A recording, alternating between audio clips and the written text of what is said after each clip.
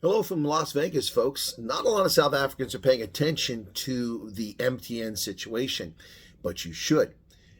This is being reported by my broadband. It's a very serious concern. Not only can MTN not get money that it's owed out of Arancel, but this is a situation involving claims of terrorism and 5 lawsuits in the United States filed against MTN. Why?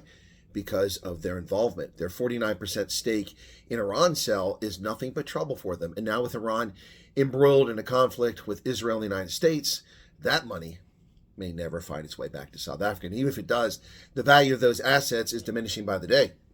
The MTN group cannot access $2.3 billion from its business in Iran because it risks being sanctioned by the United States. And any hope of getting that money out of the Middle East is disappearing as the days go by. In their latest financial results that ended for the year 2025, the MTN group explained that there was little hope of getting the money owed to it by its Arancel joint venture anytime soon. Quite frankly, I don't think they'll ever see that money. On September 20th, 2019, the United States Treasury Department's Office of Foreign Assets Control, or OFAC, imposed sanctions on Iran's central bank for allegedly funding terrorist organizations. Folks, that's not alleged. They do fund terrorists. According to OFAC, Iran's central bank has provided billions of dollars to the Islamic Revolutionary Guard Corps, its Quds Force, and its terrorist proxy Hezbollah. Now, in order to get that $2.3 billion back from Arancel that's owed to the MTN group, they're going to have to go through the Central Bank of Iran to obtain necessary foreign currency allocation. Well, with the ongoing conflict, that's not going to happen, and it's unlikely to happen anytime after that. This is a big financial transaction, and it would alert the U.S. Treasury, and that would have serious consequences for MTN, including being unable to bank in U.S. dollars or being internationally blacklisted if they were to get that money from out of Iran. So they're caught between a rock and a hard place. But it's not just MTN. Who was on the board of MTN? Anybody know? Anybody know any famous names that might have been on the board of MTN when this took place, when Arancel was funding terrorists? Have you heard of Nkebisi Jonas, the special envoy to the United States who's never touched down in the United States? Yeah. Maybe you've heard of Cyril Ramaphosa, the president of South Africa, also on the board of MTN when these terrorist financing actions took place. 5 civil lawsuits taking place in America right now to recover funding for that and get people paid out.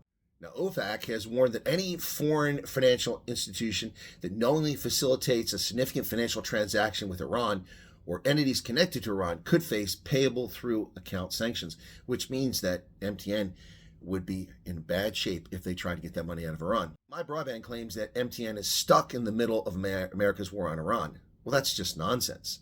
Utter nonsense. MTN is in a boat of its own volition. It has sailed the 7 seas with terror financiers, and therefore it finds itself in hot water. MTN is facing, as I said, ongoing litigation under the U.S. Anti-Terrorism Act and a grand jury inquiry. 5 lawsuits. American soldiers and families brought forward allegations that the biggest telecom in Africa in terms of subscribers, MTN, did business with entities that served as fronts for the Iranian Revolutionary Guard Corps. That would be Arancel.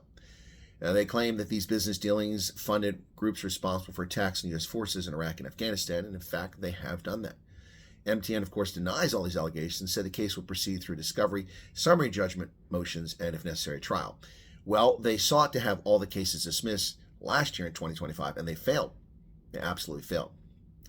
Frederick Mitchell, chief economist at Illumina Capital, said the war in Iran has transformed MTN's investment in Arancel into a live national security concern for Washington. Well, not to contradict Mr. Mitchell, but it has been a long-standing national security concern. It's not simply the ongoing conflict in Iran right now. The actions of Arancel in funding terrorists in Afghanistan, in Israel, in Iraq, which have led to the deaths of many people, including U.S. service members, is a point of contention for the United States dating back many, many years. And this was ongoing when South Africa made this investment. They knew who they were getting in bed with, MTN. They knew that this was a state that sponsored terrorism, a theocratic regime that oppressed its citizens, and they did it willingly, of their own volition. So there should be little to no empathy for MTN for its troubles, and it can kiss the 2.3 billion rand goodbye. While that's going on, it better get prepared for a judgment against its company to the tune of tens of millions of dollars potentially or more to compensate the soldiers and their survivors who were victims of the terrorism funded by their business partner, Irancell, a company which they own 49% of. This isn't going away. This is not going away. It's not getting much press in South Africa. Most South Africans don't even know that MTN is involved with Irancell, or that they're owed over 2 billion rand, or that Irancell has funded terrorists. Yeah, well, one day, sometime not too often in the far distant future, this will explode, and we may see big names come out as a consequence of judgments that are likely to come against MTN. Names like Nkabisi Jonas and Cyril Ramaphosa. What say you, South Africa? Mzansi. Cheers.